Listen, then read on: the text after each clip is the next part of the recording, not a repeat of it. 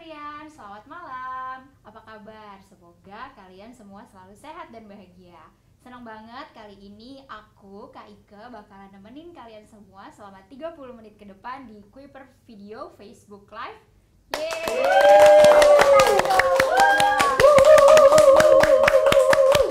Nah, ada keseruan apa sih malam ini? Biasanya kan di Kuiper Facebook Live sebelum-sebelumnya kita selalu menghadirkan keseruan dengan tutor-tutor yang kece dari Kuiper Video. Nah, kali ini kita nggak akan kalah seru dengan Kuiper Video yang edisi sebelum-sebelumnya karena bersama saya sudah hadir Ibu Sylvia sebagai tutor kimia. Halo Ibu. Halo Kuiperian, halo Mbak Ike cantik, apa kabar ya?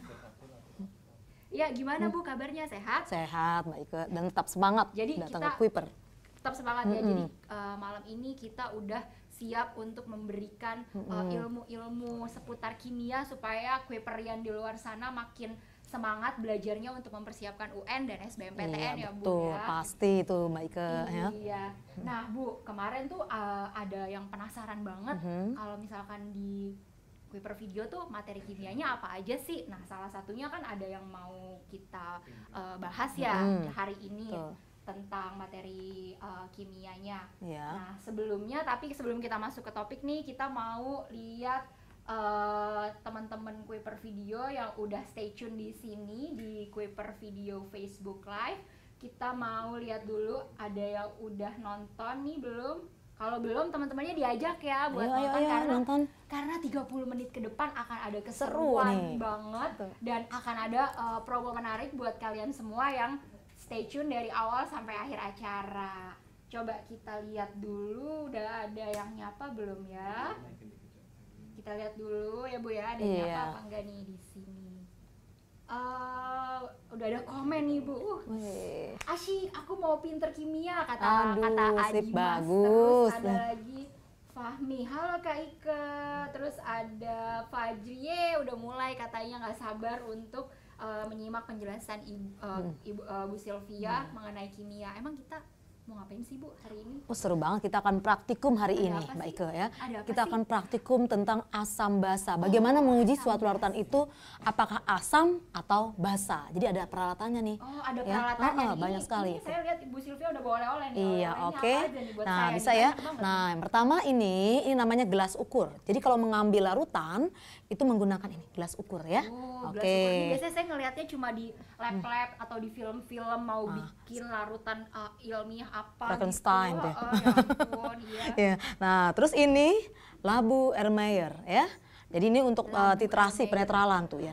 Cantik nih, gitu. lihat tuh cantik ya bentuknya ya. Kalau di kafe-kafe ya, tempat-tempat gaul Kuiperian semuanya. Iya, sekarang kadang-kadang tuh ada kafe-kafe yang menyajikan minumannya tuh pakai gelas kayak gini. Oh, ternyata namanya gelas labu Erlenmeyer.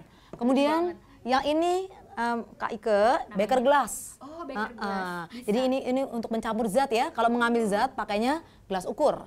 Tapi kalau untuk mencampur zat menggunakan beker gelas. Nah, ini untuk titrasi. Kemudian ada lagi tabung reaksi. Nah, tabung reaksi nih langsing, jumlahnya banyak. Nah, ini tabung reaksi kecil-kecil nih. Lihat ini di film-film, apalagi aku anak IPS nih Bu, aku nggak ngerti nih kimia-kimiaan begini nih. Ini tabung reaksi, Kak Ike, Mbak Ike ini. Kemudian ini rak tabung reaksinya ya.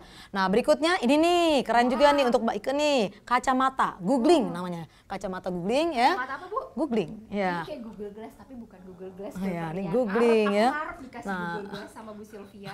Terus ini spatula ya. Ini bisa dipakai ya. Boleh. Tuh keren. Iya. Kemudian kita akan gunakan juga kertas lakmus ya. Nah, ini kertas lakmus untuk percobaan kita malam ini ya. Nah, kertas lakmus ini bisa dicari di mana sih Bu? banyak di toko kimia bisa ya. Kimia ada ya. Iya, dan belinya harus dua, lakmus merah dan lakmus biru. Kita akan menguji larutan itu apakah asam atau basa dengan menggunakan kertas lakmus. Lakmus merah dan lakmus dua-duanya. Iya. Dan lakmus biru. Nggak bisa pakai kertas yang lain kalau untuk mengukur cairan itu asam atau basa. Nah, ada lagi nih untuk Mbak Ike. Ini ya, just lab biar kayak profesor ini ya. Bisa dipakai ya Bu? Bisa dong ya. Memang harus kita pakai Kita nih ya. Nih, Bu, ya. Iya, betul. Aku udah just lab Kuiperian. Aku udah kayak dokter belum nih? Atau kayak profesor? Profesor ya. Coba kita pakai dulu Iya, ya Bu. oke, Aduh, kita aku terlihat pakai. pintar sepertinya. Padahal mah. Oh, pinter aslinya ya, Padahal memang. mah, Ya. Coba ya, kita udah kayak profesor nih. Iya nih. Profesor profesional dan profesor amatir. Oke, Iya nih. terus gimana lagi nih Bu kita? Oke, hari nah ini? nanti kita akan percobaan ya Mbak Ike. Aha. Percobaannya tentang asam basa. Menguji apakah suatu larutan itu asam atau basa. Oh, Oke ya.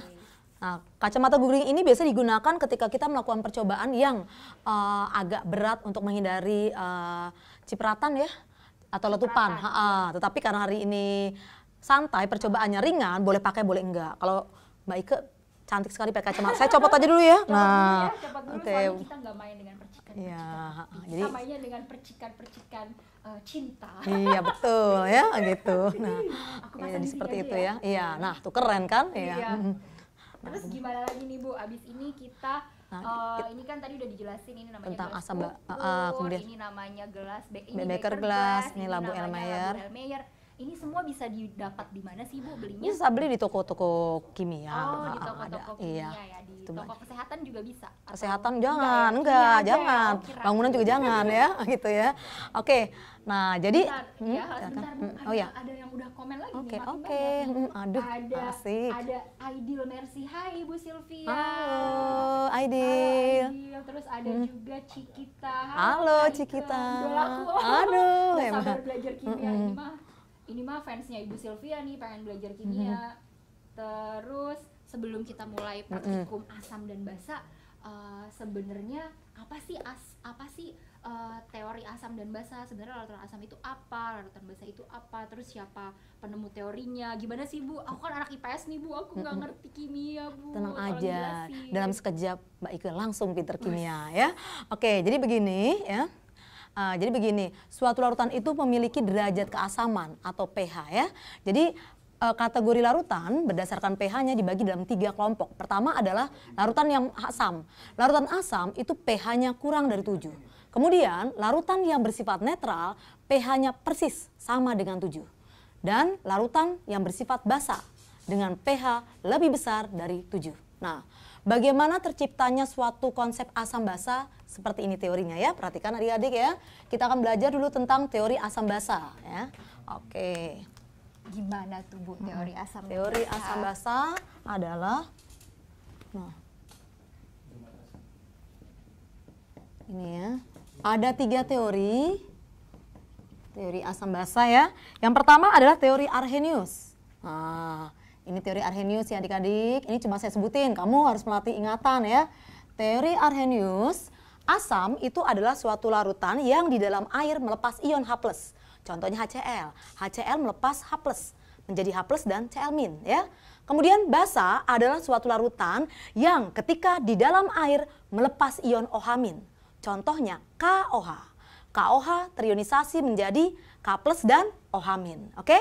Itu teori Arrhenius. Kemudian yang kedua adalah teori Bronsted-Lowry. Pada teori Bronsted-Lowry, diingat-ingat adik-adik ya, asam itu adalah suatu larutan yang dapat memberikan H+ atau donor proton. Sedangkan basa, larutan yang bertugas menerima H+ atau akseptor proton. Jadi apa beda Arrhenius dengan Bronsted-Lowry? Kalau pada Arrhenius itu sangat saklek, pasti ya. Yang namanya asam itu harus ada H+-nya, sehingga bisa melepas H+. Yang namanya basa harus ada OH-nya, sehingga bisa melepas OH-. Tapi kalau pada teori Bronsted-Lowry, bisa aja suatu zat itu dua-duanya asam.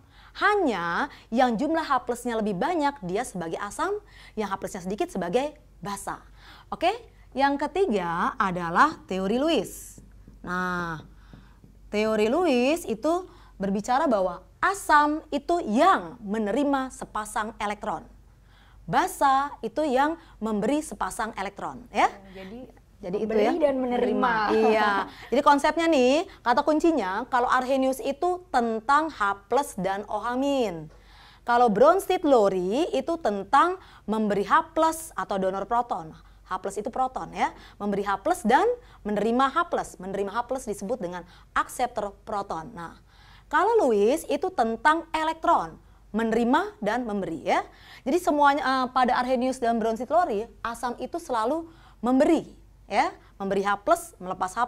Tetapi kalau pada Lewis, hati-hati, yang asam itu justru yang menerima elektron gitu Kak Ike ya. Oke. Kata kuncinya memberi dan menerima, tinggal Iya. dihafal mana yang memberi, mana yang menerima. menerima, Jadi betul. harus take and Iya, give take ya and Bu give, ya. betul. Hidup harus take and give Kak Ike ya. Iya, oke nih. Kapan nih Bu kita bisa mulai? Nah, sekarang kita akan praktikum ya.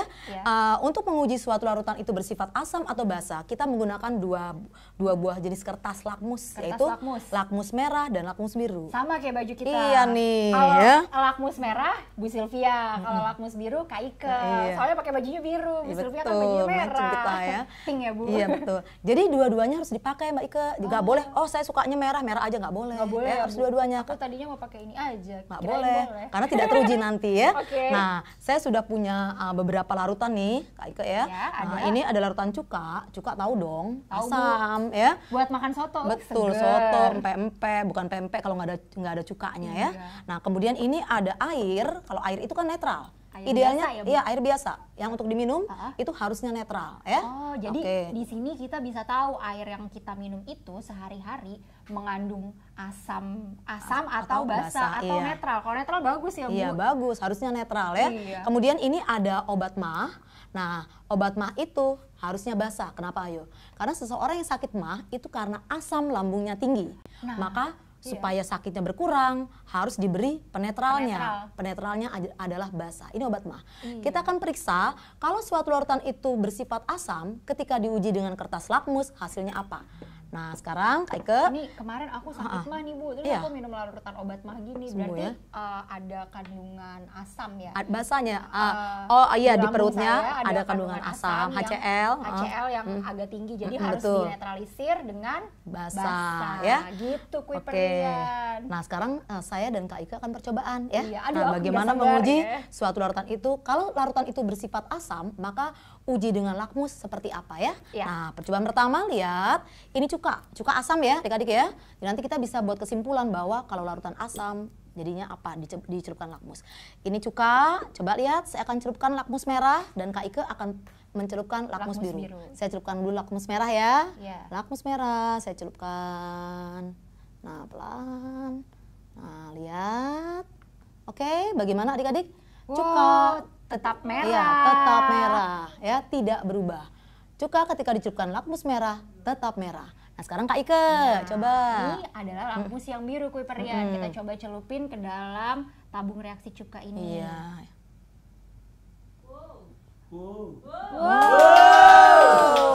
Magic, langsung berubah jadi merah. Iya. Jadi gimana, Bu? Kesimpulannya kalau suatu larutan bersifat asam jika dicelupkan diuji dengan lakmus merah, warnanya tetap merah. Dan jika dicelupkan dengan lakmus berwarna biru, warnanya menjadi merah. Iya gitu, oke. Nah, ya. Oke, percobaan kedua, betul ya Kak Ika. Ini yang kedua ada air minum netral ya. Nah, kita uji nih. Air yang saya minum setiap hari ini di sini apakah mengandung asam atau basa atau netral? Ya, nanti bisa juga dicek air minum di rumah ya. Nah, gitu. Oke, air tanah boleh ya. Nih, ini air saya celupkan dengan lakmus merah ya Adik-adik. Nih, saya celupkan. Lihat. Nah, oke, warnanya bagaimana? Tetap merah. Oke, nah aman nih Bu. Ya, aman. Belum tentu. Lihat dulu, cek dulu harus ya. Dicek juga ya. Iya, harus menggunakan dua lakmus. lakmus. Saya berdoa semoga tidak berubah, jadi air yang saya konsumsi selama ini aman-aman aja. Iya, oke, kita celupin ya Bu ya. Oke. Ya, nggak berubah loh Kuiperian. Dia tetap warnanya tetap biru. Berarti netral. Jadi kesimpulannya suatu larutan bersifat netral ketika kita uji dengan lakmus merah tetap berwarna merah. Dan diuji dengan lakmus biru tetap berwarna biru. Oke, gitu ya. Gampang banget kan Kuiperian? Iya. Kamu bisa coba sendiri di rumah dengan peralatan yang seperti ini. Atau kalau nggak ada tabung-tabung reaksi bisa juga pakai gelas-gelas aja di rumah. Iya, gelas-gelas boleh. 4 gelas terus ditaruh larutan-larutan. Iya, bisa seperti betul. ini. Tinggal beli aja nih kertas lakmusnya ya Bu. Murah meriah iya, ya. Murah meriah.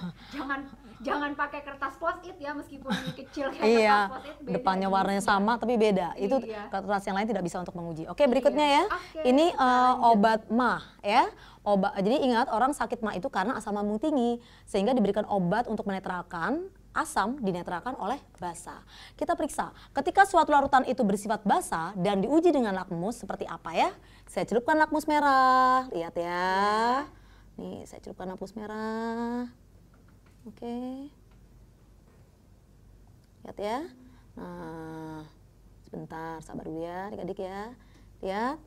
Nah, ternyata lakmus merah berubah jadi biru. Oke, sekarang Kak Ike yang praktikum. Oke, kita coba lakmus yang biru dicelupkan ke dalam larutan obat mah ya. Kita celupkan ya kue perian ya. Dilihat dulu nanti berubah nggak nih warnanya. Coba, udah boleh diangkat ini? Boleh ya. Ya kira-kira 10 detik aja kue perian, jangan lama-lama ya.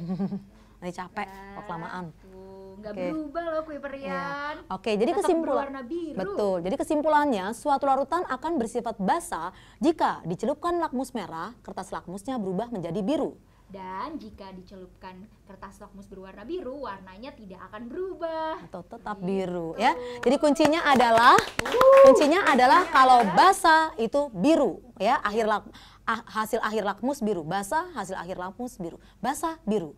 Kalau asam merah ya. Oke. Gitu ya Kak Ike. Nah, kemudian ada lagi nih Kak Ike, ini adalah sabun mandi. Sabun mandi itu kan gunanya untuk membersihkan kotoran tubuh, tapi berfungsi juga ya mematikan bakteri. Nah, kita akan periksa sabun mandi ini sifatnya asam atau basa ya. Oke, saya periksa ya Kak Ike. Nah, saya celupkan dengan lakmus merah. Berarti nggak boleh kelamaan mandi ya Bu ya?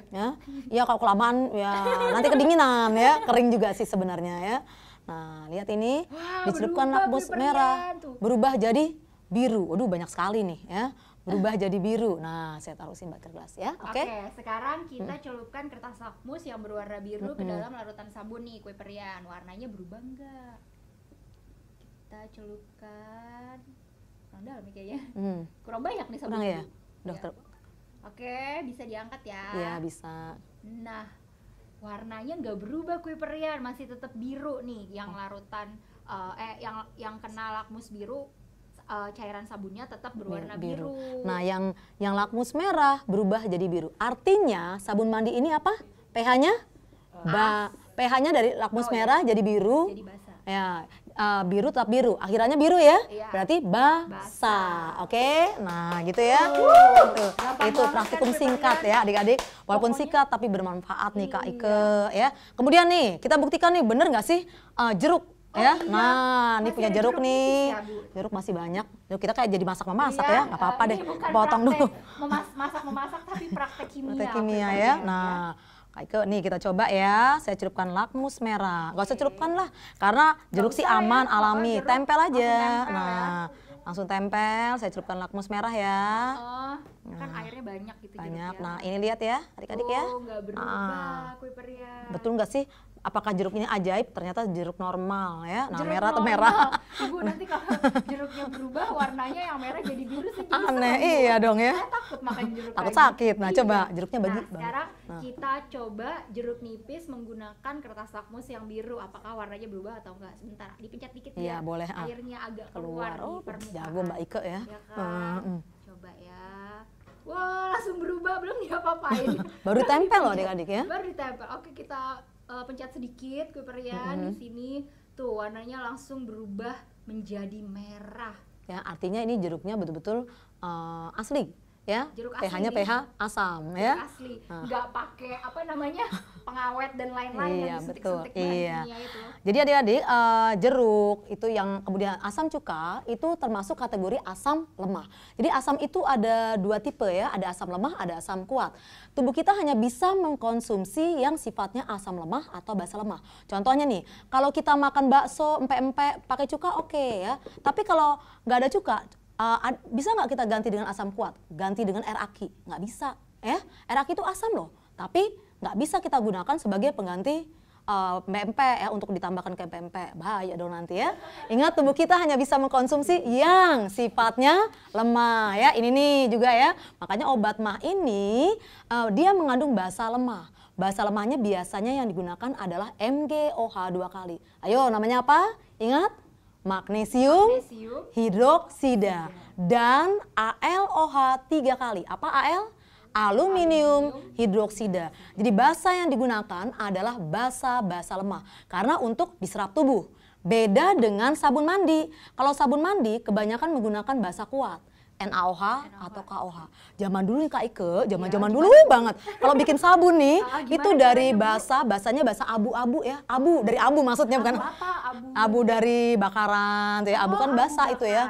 Bakar-bakar ayam gitu, bau ayam abunya. Zaman dulu ya. Jadi wangi bau ayam. zaman dulu gitu. Ya, bikin sabun tuh Kak Ike dari abunya basanya dari abu, sedangkan kan dibuatnya dari basa dengan asam lemak. Asam lemak itu asam kambing, dari lemak kambing. Ya, zaman dulu. Sekarang tuh di toko-toko gitu banyak yang jualan lulur tapi base-nya dari lemak kambing. Mau kambing dong ya. Iya, kalau suka sih nggak apa-apa ya. Bukannya wangi jadi bau kambing. Iya. Jadi tapi bagus ya Bu, manfaatnya bagus untuk tubuh ya Bu. Hanya sekarang kebanyakan digunakan lemak-lemak nabati ya. Oke. Nah sebentar nih Bu, ada yang nyapa-nyapa lagi di mana namanya di Facebook kita. Ada Anton, ih keren prakteknya Bu katanya. Makasih Anton, semangat ya. Terus ada juga Fahmi nih, ada Fahmi nanya, Bu sebenarnya teori mana sih yang biasa digunakan untuk pengujian asam dan basa yang paling sering digunakan? Yang paling sering digunakan adalah teori Arrhenius ya. Nah, Arrhenius iya, tadi yang ya? melepas H+ dan melepas OH-. Ya. Jadi kalau H+ itu yang lebih sering ya. Asam, OH- itu basa. Ya, pengujian ini berdasarkan H+ OH-. Oh ya adik-adik, satu lagi ya. Ini larutan bersifat asam karena di dalam air dia melepas ion H+. Ada nggak OH-nya? Ada, tapi jumlahnya sedikit sekali. Jadi pada dasarnya suatu larutan itu ada H+ dan ada OH-nya. Hanya kalau dia larutannya asam, OH-nya kecil sekali. Sedangkan kalau larutannya basa, H+-nya yang kecil sekali. H+-nya yang kecil gitu. ya, jadi dibalik ya. Kecilnya sangat kecil sekali. Kadang tidak signifikan, bisa dianggap diabaikan gitu. Kalau netral berarti apa dong? Kalau netral logikanya berarti, H+-nya sama dengan OH-nya, seimbang ya. Gitu, oke? Oke, Kuiperian. Kita ada pertanyaan, ada kuis buat Kuiperian semua. Dan kalau Kuiperian jawabnya bisa benar, nanti bakalan dapat pulsa sebesar 25.000. Tapi pulsanya mintanya sama bukan sama Bu Sylvia. Iya, saya masih di sini ya. Kita kan lagi ini ya Bu, habis praktikum nih, masih banyak keseruan-keseruan lainnya nanti setelah kuis. Gimana Bu pertanyaan kuisnya? Oke, pertanyaan seperti ini adik-adik. Asam adalah suatu zat yang menerima elektron, sedangkan basa adalah suatu zat yang memberi elektron. Oke, teori tersebut dikemukakan oleh siapa? Oke ya. Pertanyaannya adalah, bisa diulang sekali lagi Bu? Asam adalah suatu zat yang menerima elektron, sedangkan basa adalah suatu zat yang memberi elektron.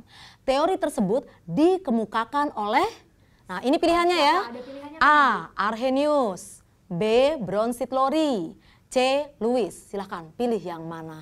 Ayo. Bisa Ingat tadi kan? Jawabannya yang pertama teori yang A. Arrhenius, B. Bronsted-Lowry, Arrhenius, Bronsted-Lowry, C. Lewis.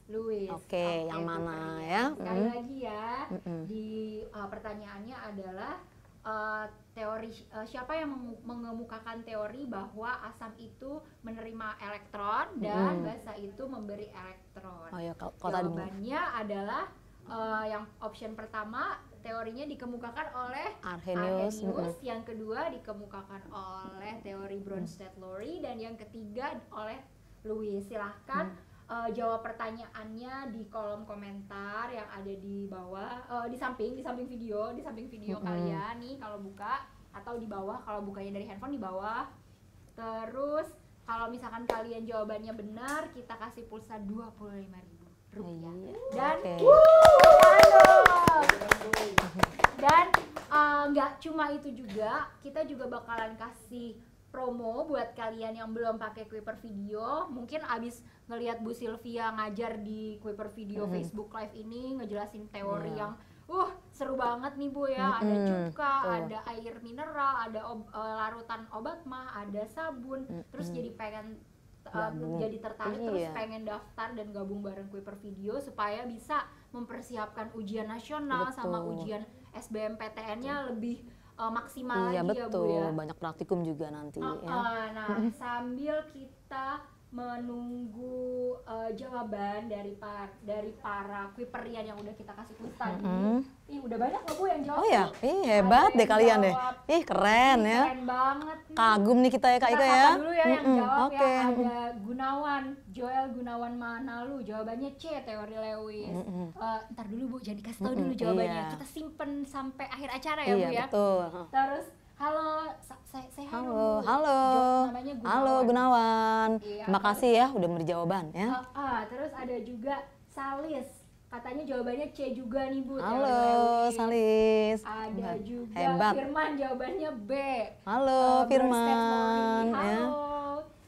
Nah, sambil nunggu jawaban, kita bisa mungkin ada yang sebelum postingan ini, sebelum kita live hari ini, kita udah posting sebelumnya nih Bu. Oh iya. Ada yang mau nanya Iya. ya. Nah, yang mau nanya itu sebentar, kita cari di sini sebentar. Pertanyaan kedua dari Kuiperian Oke. yang sudah komen di banner yang kemarin Oh kita iya. posting di sosial media, ada di Instagram, di Facebook, ada di Twitter. Itu mereka udah siap-siap dengan pertanyaan buat Ibu Sylvia. Oke. Nah, Sip, sebentar. sip. Pertanyaannya adalah, Bu, aku mau nanya dong Bu, nih dari Yusrizal ya. Pertanyaannya nih, Bu, aku mau nanya, apa sih titrasi asam basa? Oke, titrasi. Siapa namanya? Namanya Yusrizal. Oke, Yusrizal, terima kasih sudah bertanya ya. Titrasi itu artinya penetralan. Jadi kalau titrasi asam basa itu penetralan yang melibatkan larutan asam dengan basa. Contohnya nih, ketika kita sakit MAH itu karena asam lambung tinggi. Maka supaya sembuh harus diberi obat penetral. Obat penetralnya itu adalah basa ya. Obat MAH ini penetralnya ya. Saya sakit MAH sekali lagi itu karena asam tinggi, diberi obat MAH yang sifatnya basa. Nah, jadi zat penetral ini namanya penitran. Sedangkan asam lambungnya yang tinggi tadi disebut dengan zat yang dititran. Itu konsepnya ya. Tapi nanti di lab kita banyak menggunakan seperti ini Kak Ika ya. Kalau dia zat-zat kimia pakai labu Erlenmeyer. Aku seneng banget nanti sama cantik labu ya. Erlenmeyer ini. Iya, Cantik lucu modelnya ya. Tapi sebenarnya titrasi itu bukan cuma asam basa ya Yusrizal. Nanti kamu akan belajar di kelas 12 ada titrasi redoks, reduksi oksidasi, titrasi ion kompleks dan sebagainya ya. Pokoknya seru pelajaran titrasi ini ya. Seru banget kan tuh Kuiperian. Ini ada lagi yang apa namanya? Yang jawab M. Rahim. Ya. Halo M. Rahim. Halo. Dia jawabnya C tadi Bu. Iya, C tadi Luis ya. Terus apa namanya, sambil menunggu jawaban-jawaban lain dari Kuiperian semua yang udah ngikutin kita dari awal sampai sekarang praktikum terus ngasih kuis, kita mau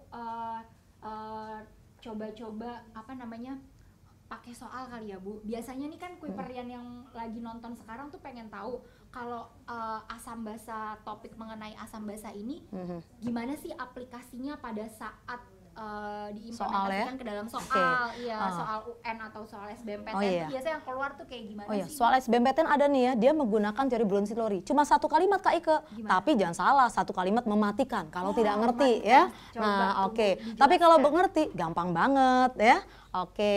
Sekarang perhatikan, jadi pertanyaan seperti ini ya adik-adik ya. Pertanyaannya jadi seperti ini, asam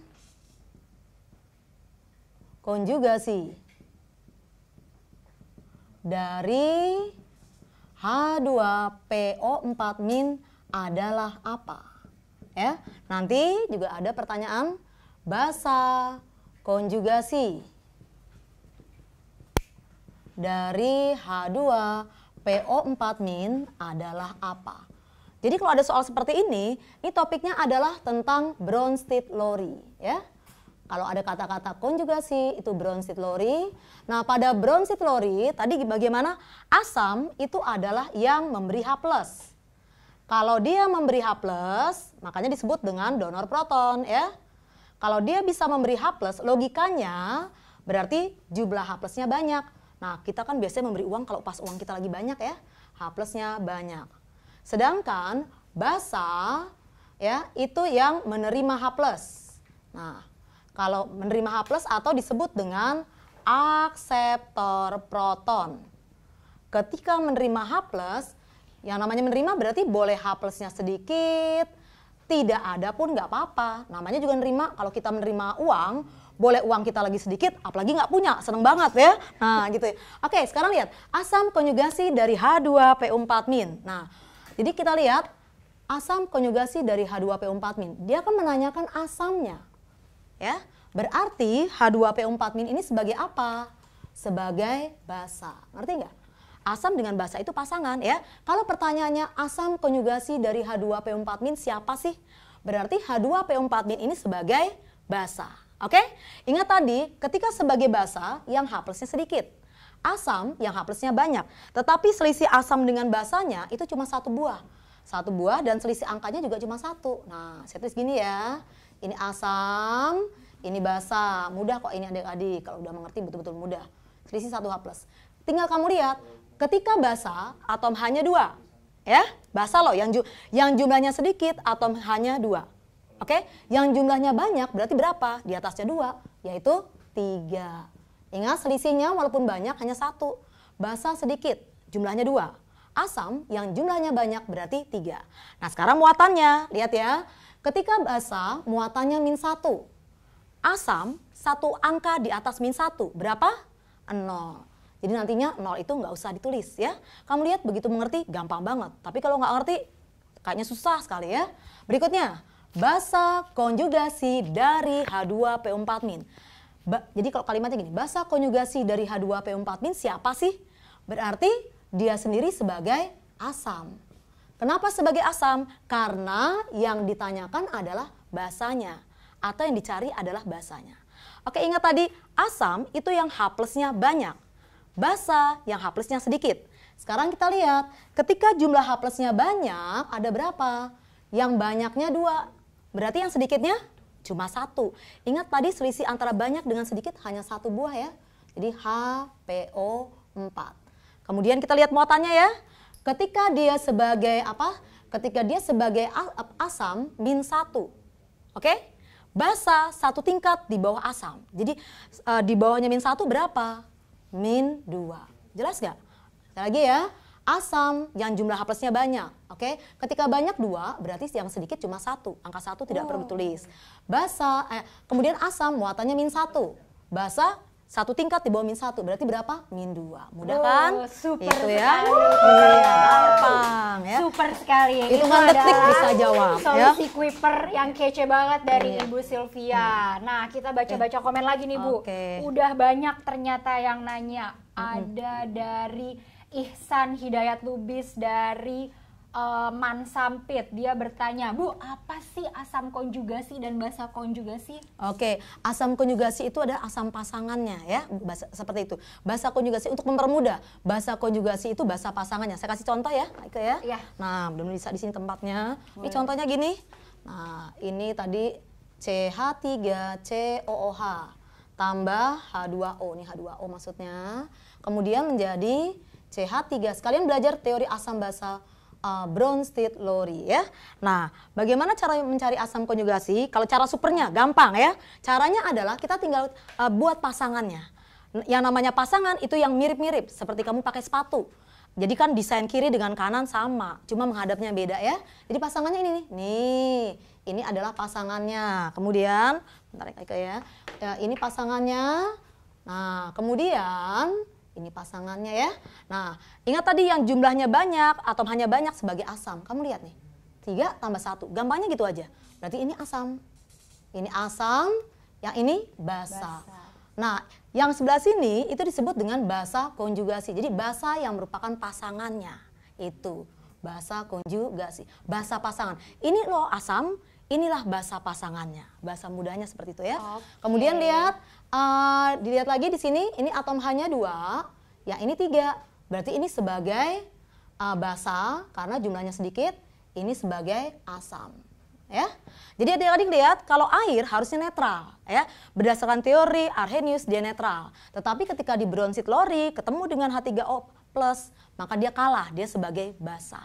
Itu ya. Jadi ini bahasa. Nah, yang sebelah kanan itu konjugasi.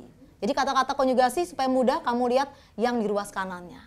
Ini loh bahasa H2O sebagai basa, maka asam pasangannya atau asam konjugasinya adalah H3O+. Kemudian tadi pertanyaannya apa lagi untuk menguji asam basa ya? Udah. Nah, ya. Udah. Pertanyaannya coba sebentar kita lihat lagi ya Bu di kolom Selain 3. komen. Aduh seru banget Kuiperian, banyak banget yang nanya semuanya. Gak sabar pengen dijawab sama Bu Sylvia mumpung kita lagi praktek di sini. Karena kan biasanya cuma ketemu sama lagi. Bu Sylvia di Kuiper Video aja ya. Nggak pakai ini nih, nggak pakai tabung-tabung reaksi. Mungkin sekarang kita bisa bacain siapa pemenangnya kali ya Bu ya, pemenang dari kuis Kuiper barusan. Nah, jawaban yang benar apa Ibu? Tadi jawabannya adalah pertanyaan tadi kan ulang lagi ya. Pertanyaan tadi kan adalah siapakah yang mengemukakan teori bahwa asam itu menerima elektron dan basa itu memberi elektron. Nah, siapa sih Bu? Mr. Lewis. Ya. Jadi yang menang adalah Iksan Hidayat Lubis dan Indra Permana. Selamat kepada kalian berdua. Selamat untuk yang menang, yang tidak menang juga tetap hebat ya. Yang tidak menang mungkin kalian belum beruntung. Nah, kita ada hadiah lainnya, bukan hadiah sih, kita ada promo lagi Bu lainnya. Jadi buat kalian yang belum menggunakan Kuiper Video bisa langsung pakai promo code QPR LV4. Itu kalian akan dapat potongan harga sebesar Rp100.000. Saya tulis di mana ya? Boleh di sini. Di sini kelihatan ya. Ini Oke, ini ya kode promonya. Dicatat Kuiperian kode promonya sekali lagi QPR LV4. Ada di sini nih, di sini kayak di TV.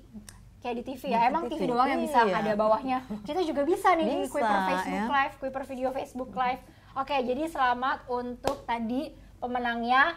Silahkan nanti akan ada kakak-kakak dari Kuiper Video yang menghubungi kalian untuk verifikasi data, nomor telepon, dan supaya diberikan pulsa gratis. Nah, ada juga yang nanya gimana sih caranya daftar Kuiper. Itu caranya gampang banget ya Bu ya. Tinggal masuk ke landing page kita video.kuiper.com/id. Di situ ada tombol daftar sekarang, tinggal diklik aja terus daftarin, masukin email, username, password, terus nanti nama sekolahnya apa, tinggal ikutin step-stepnya aja, terus tinggal bayar. Nah, pas bayar jangan lupa masukin kode promo yang tadi nih Kuiperian yang ada di sini nih. QPR LV4 karena kalian akan dapat potongan sebesar Rp100.000.